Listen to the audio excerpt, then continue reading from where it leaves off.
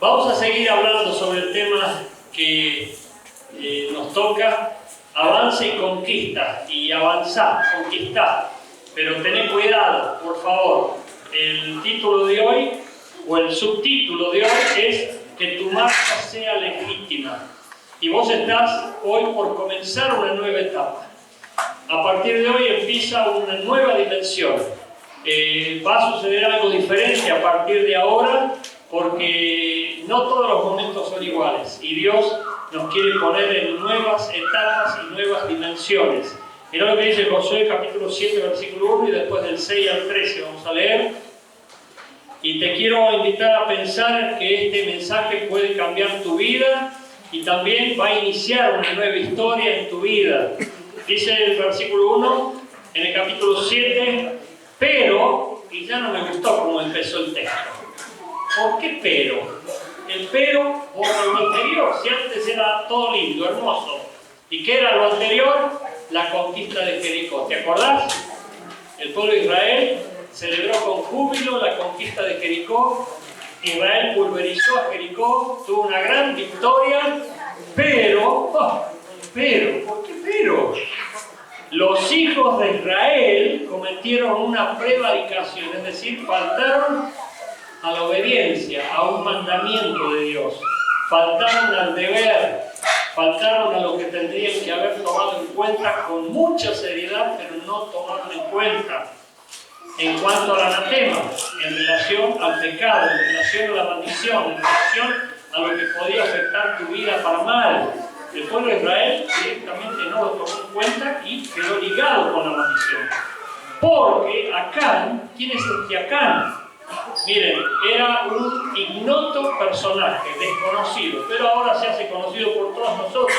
Y además no solamente él, miren lo que dice el texto. Hijo de Carmi, hijo de Sati, hijo de Sera, de la tribu de Judá. Quedó escrachadísimo, es decir, conocían su vida y a la de toda su familia. Qué triste. Tomó del anatema, es decir, tomó algo maligno, tomó algo maldito, tomó algo pecaminoso, corrupto. Y la ira de Jehová se encendió contra los hijos de Israel.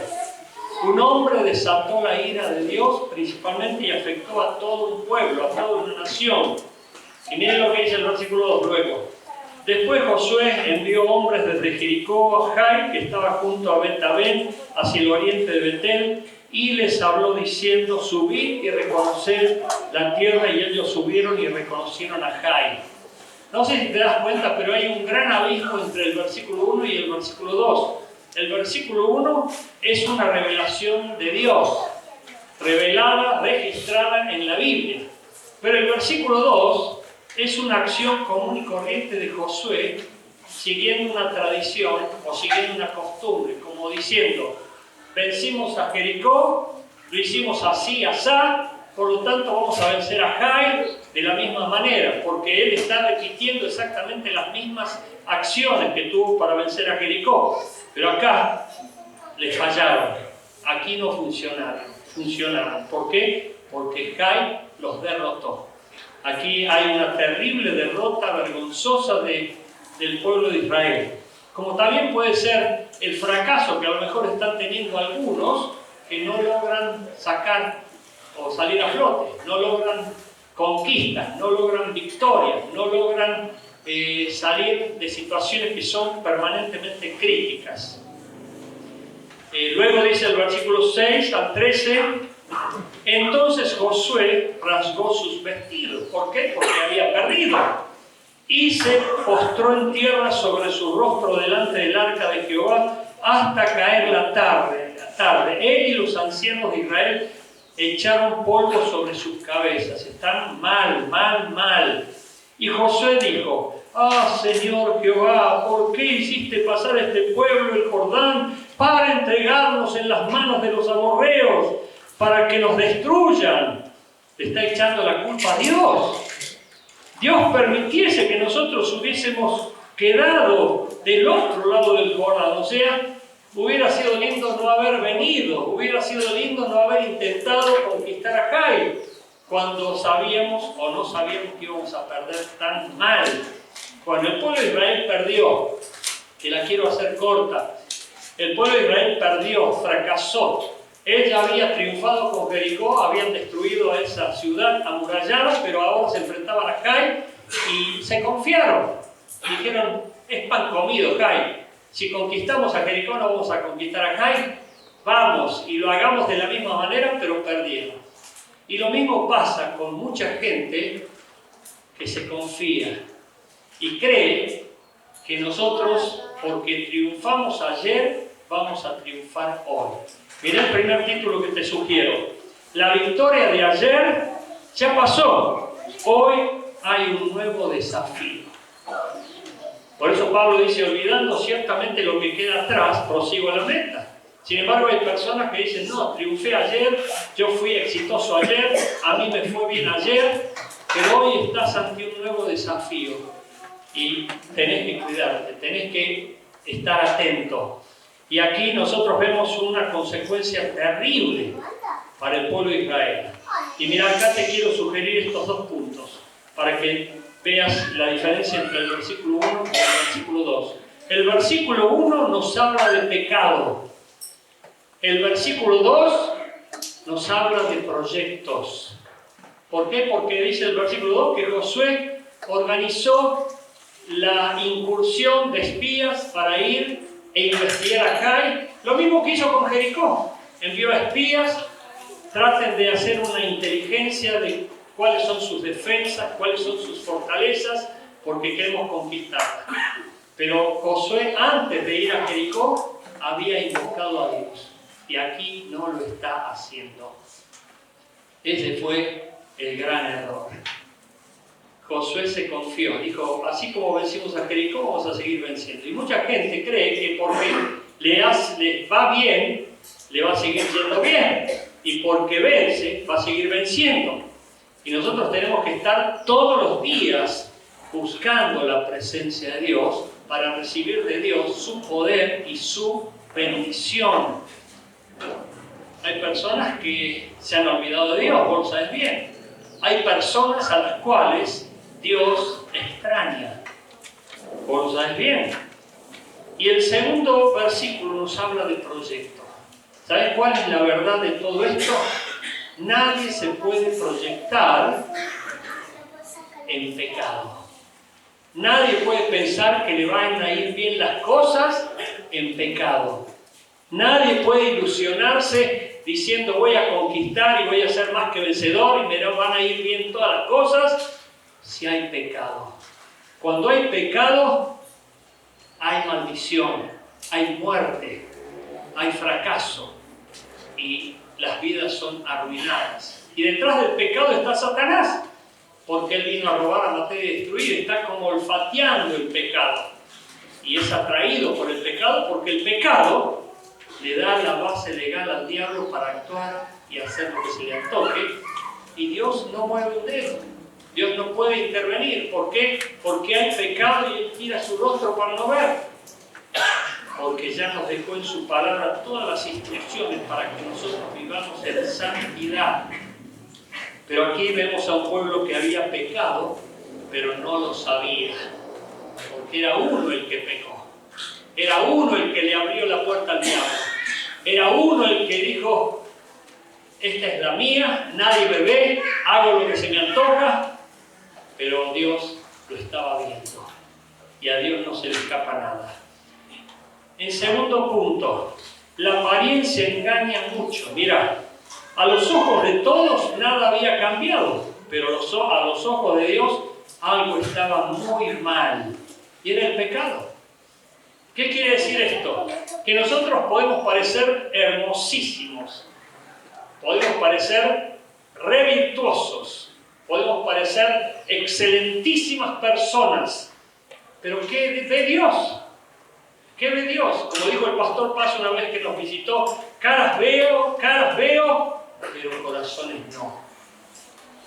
A lo mejor hay personas con un corazón lleno de basura, de mugre, de suciedad, de pecado, de inmundicia, con odio, con rencor, con bronca, con amargura. Y todo eso atrae al diablo, todo eso le da lugar a Satanás. Y son cosas que nosotros tenemos que tener cuidado. Porque tenemos que tener vidas limpias delante del trono de Dios. Si queremos vencer y conquistar, tenemos que ser sinceros, honestos, íntegros, irreprochables, santos. ¡Pastor! No sé qué hago acá. No, perdón, lo dije en general.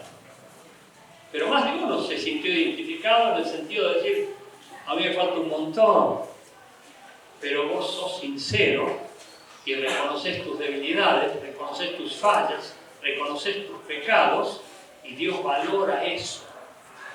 Por eso tenemos que ser sinceros delante de Dios. Nadie puede engañar a Dios. Sería insensatez, porque Dios nos ve, nos escruta. Él ve lo que hay en nuestro interior. Y Él sabe cuál es la verdadera estatura espiritual que tenemos.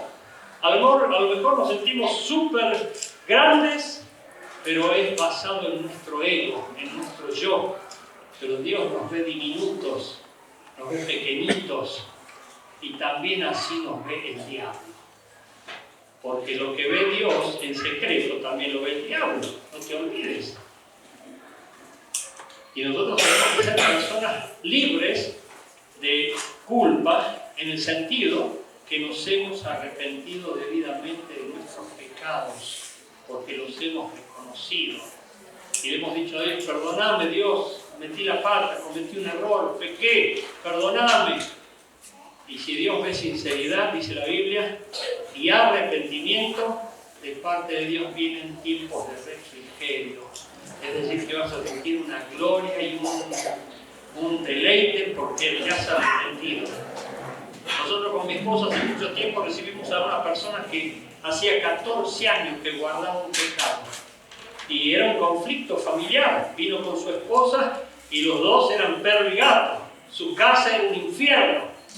Hasta que esa persona confesó un pecado, se arrepintió, lloró y por supuesto fue libre. Pero 14 años estuvieron viviendo una farsa, una mentira, que para Dios no es, o sea, no era mentira ni farsa en el sentido porque Él lo veía todo. Y no puede bendecir a una persona que es hipócrita o falsa y que tiene una mera apariencia de sentirse bueno y atractivo ante los ojos de las personas. La Biblia dice que nosotros tenemos que agradar a Dios antes que a los hombres. Y por supuesto muchos hacen lo contrario. Quiero agradar al hombre para que me apruebe, para que me reconozca, para pertenecer. Y a Dios, pito catalán. Nosotros tenemos que invertir el orden. Dios es quien está viéndolo todo. Dios es quien aprueba o desaprueba, quien bendice o no. Dios es el que va a determinar la conquista nuestra y nuestra marcha fructífera. Por eso hay 3 formas que nosotros tenemos de conocer nuestro pecado. Toma nota, por favor. La primera forma que tenemos de reconocer nuestro pecado es que nuestra conciencia se caliente tanto que nos acuse y nos haga sentir culpables y con remordimientos para decir, no doy más, tengo que confesar mi pecado. ¿Por qué? Porque he pecado contra el cielo y contra ti. En el sentido cuando la persona invocó a Dios y reconoció su pecado. Nosotros tenemos que reconocer nuestros pecados. Sin embargo, vos sabés que siempre la gente le echa la culpa al otro. El otro me provocó, el otro me instigó, el otro es el que me abusó, y nosotros nos justificamos. Pero la Biblia dice que somos injustificables delante de Dios. Tenemos que reconocer nuestro pecado y pedirle perdón a Dios. Puede ser que alguna persona tenga la cabeza caliente por su conciencia que está acusándole y tiene que arrepentirse. Pero ¿sabes una cosa? Hay personas que tienen conciencia cauterizada, es decir, son duros como piedra. Es decir, no les hace daño el hecho de haber pecado y haber dañado y haber hecho sufrir o haber hecho algo grave que perjudicó a mucha gente. No les importa, no les importa. Bueno, eso se llama en la Biblia conciencia cauterizada. La otra forma es que alguien te acuse. Yo lo vi, él hizo tal cosa. Me arrepiento. Y hay gente que se arrepienta porque es descubierta. Y hay gente que, si no es descubierta, sigue pecando, sigue haciendo daño, sigue robando, sigue mintiendo, sigue siendo infiel, sigue siendo una persona corrupta. Solamente cuando es descubierta o escrachada, ahí es como que se arrepiente. Yo te quiero invitar a que te arrepientas antes de que te descubran, antes de que la conciencia te empiece a acusar y te haga sentir miserable. Pedir perdón a Dios. Señor, me equivoqué, perdóname, no sabía que estaba infringiendo una ley tuya. Pero lo hice y eso trajo consecuencias, porque el pecado produce muerte, el pecado te va destruyendo la vida. Por eso hay personas que van decayendo, hay personas que van hundiéndose cada vez más y no saben por qué.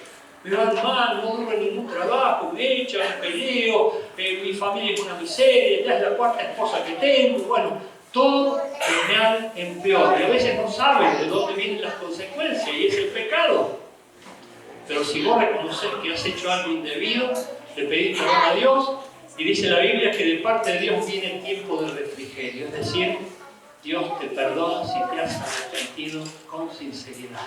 Esa es la fórmula. No tenés por qué seguir castigándote, porque Dios no es un padre justiciero que está todo el tiempo con el dedo acusador, sos un miserable, sos una basura, sos un pecador. No es así Dios, estás equivocado, Dios es amor. Y Dios quiere recibir a sus hijos y perdonarlos. Pero si sus hijos no se arrepienten, no se vuelven a Él y siguen caminando por caminos de perdición, haciendo lo que se les antoja, Dios no puede hacer nada, Dios no puede obligar a nadie. Por eso tenemos que reconocer nuestro pecado. Números 32, 23 dice: habréis pecado ante Jehová y sabed que vuestro pecado os alcanzará.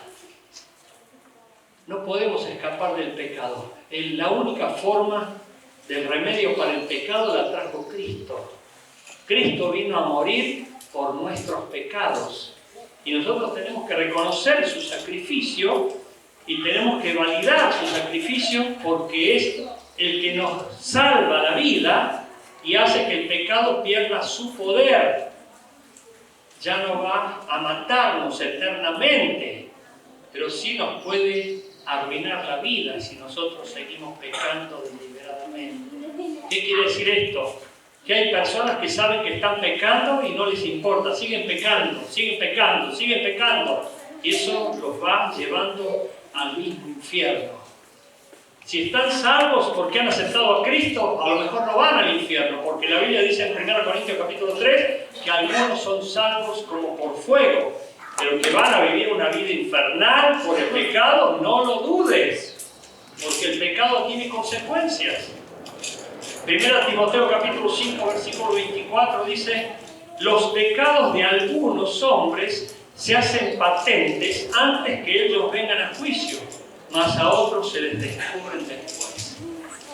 Algunas personas pueden decir que no he pecado, no he hecho nada indebido, yo soy un excelente pastor, soy un excelente marido, soy una excelente persona. Pero ¿qué dice Dios? ¿Qué ve Dios? Eso es lo fundamental, eso es lo más importante. Porque el que va a ayudarme, el que va a hacer milagros, el que va a bendecir mi vida, el que va a probar mi vida, es Dios. Y vos no te tenés que olvidar de eso. Por eso dice la Biblia: te vi en secreto y te prosperé en público. Una persona que está aprobada por Dios vive una vida victoriosa, aprobada por el cielo, y tiene poder para enfrentarse a cualquier demonio y echarlo en el nombre de Jesús. Pero cuando vos estás en pecado, ¿qué autoridad tenés? El diablo se te mata de risa, el diablo te hace un picnic alrededor de tu casa porque no lo podés echar. ¿Por qué? Porque estás débil. ¿Por qué? Porque hay pecado. Pero si vos te arrepentís delante de Dios y decís: Señor, perdóname, no sabía que el odio era pecado.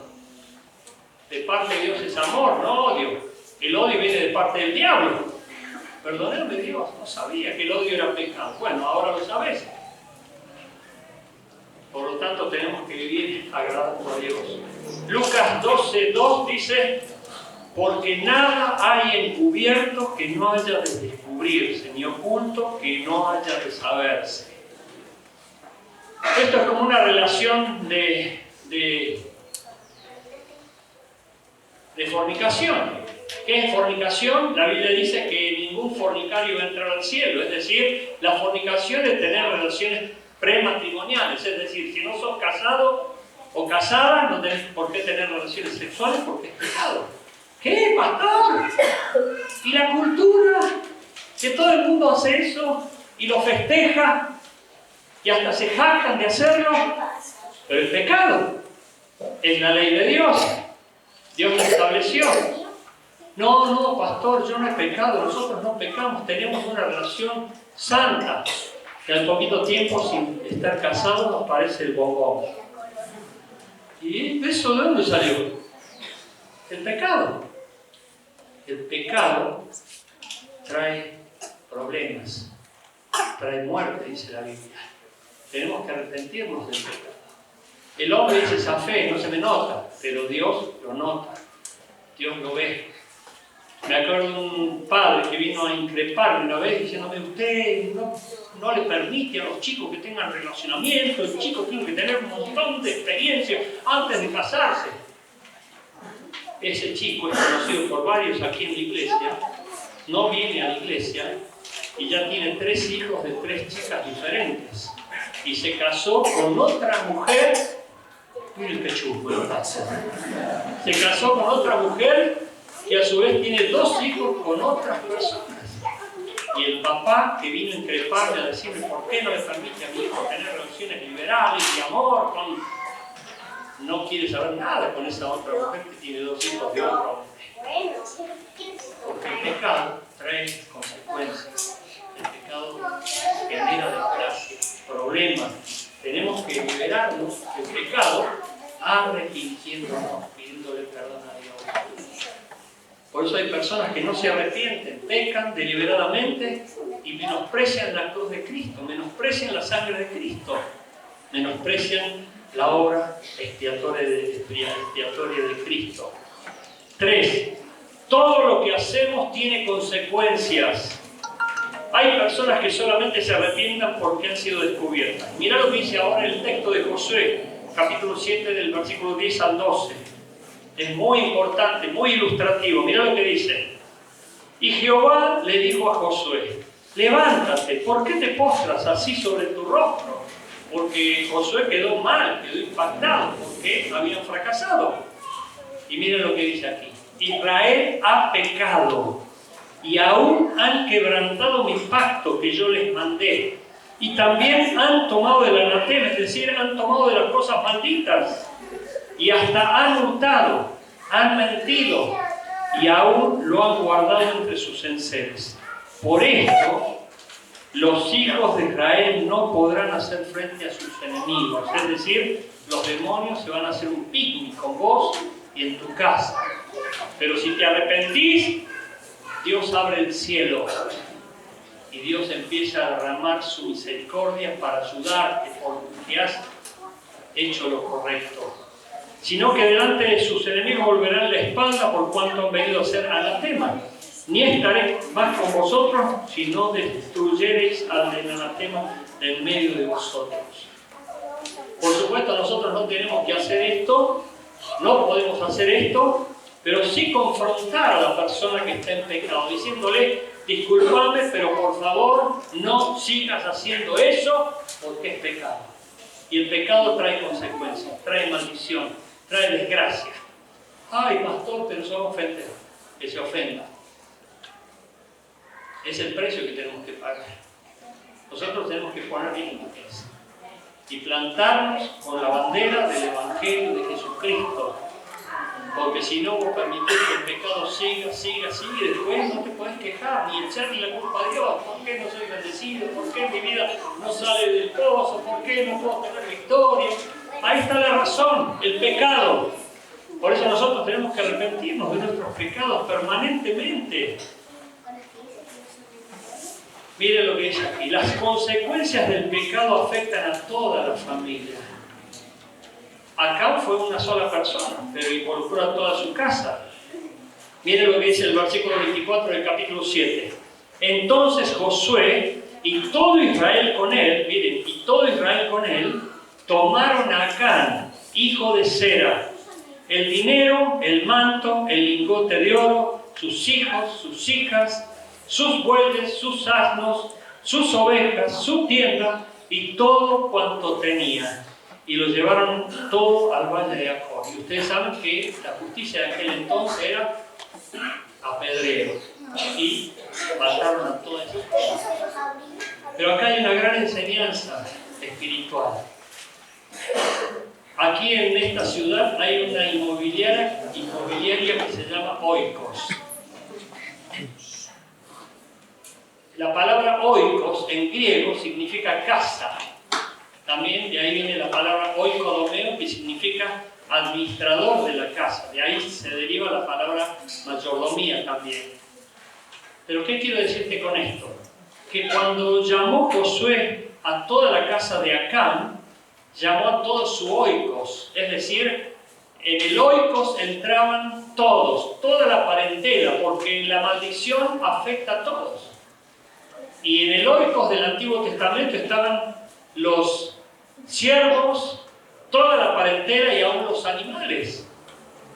Y aquí vemos que trajeron todo lo que les pertenecía a ellos, porque estaba todo corrompido, era plata con sangre, era bienes con sangre, adquiridos por medio de la mentira, del robo, de la corrupción y de todo lo maligno. Y eso no trae bendición. Por eso aquí hay una enseñanza muy importante. Mirá lo que dice Gálatas capítulo 6, versículos 7 y 8. No os engañéis. Dios no puede ser burlado. Pues todo lo que el hombre sembrare, eso también segará. Porque el que siembra para su carne, de las carnes segará corrupción. Cuando vos ves personas que viven en pecado, ves personas que viven en delito, ves personas que viven en debilidad, ves personas que viven afectados por maldiciones, y el diablo los tiene en la mira y les tira flechazos, dardos, envenenados, y las personas se sienten sacudidas y se sienten como diciendo estoy bajo maldición, y en verdad sí lo están. La única forma de tornar la maldición en bendición es que nos arrepintamos delante de Dios reconociendo nuestro pecado y le digamos: Señor, he pecado, perdóname por favor, ayúdame para que esta situación se revierta en mi vida y en la de mi familia. Y cuando nosotros tenemos acciones concretas, sinceras delante de Dios, Dios empieza a derramar su bendición, porque entendemos lo que Él quiere y le agradamos. 4. El último punto. La verdadera victoria es en santidad. Dice Hebreos capítulo 12, versículo 14: seguid la paz con todos y la santidad, sin la cual nadie verá al Señor. Nadie verá al Señor. La única forma de llegar a la presencia de Dios y poder estar cara a cara con Él es en santidad. Señor, yo te pido perdón porque cometí pecado, me arrepiento sinceramente, y cuando Dios constata esa sinceridad en tu corazón, Dios te bendice. No lo dudes, Dios te bendice. Amén. Josué capítulo 7, versículo 13 dice: levántate, santifica al pueblo y di: santificaos para mañana, porque Jehová, el Dios de Israel, dice así: anatema hay en medio de ti, Israel, no podrás hacer frente a tus enemigos hasta que hayáis quitado el anatema del medio de vosotros. Si nosotros no reconocemos nuestro pecado y la causa de maldición, vamos a seguir culpando a Dios, vamos a seguir culpando a la gente y vamos a seguir sintiéndonos víctimas cuando no lo somos. ¿Por qué no reconoces el pecado? A lo mejor tenés el pecado del robo, a lo mejor tenés el pecado de la violencia, a lo mejor tenés el pecado de la queja, a lo mejor tenés el pecado del fraude, de la mentira, a lo mejor tenés el pecado de la infidelidad conyugal, a lo mejor tenés el pecado de la pornografía, Hay tantos pecados que afectan tu alma y la atan para vivir de manera tortuosa. Pero si vos entendés que Dios te llama a una vida de santidad, a una vida de pureza, de virtud, para que lo representemos en este mundo corrupto, maligno, degradado por el pecado cada vez más y permanentemente en guerra, Dios va a empezar a levantar tu vida, va a empezar a bendecir tu vida, va a empezar a hacer de tu vida un instrumento útil para su gloria. ¿Cuántos lo entienden?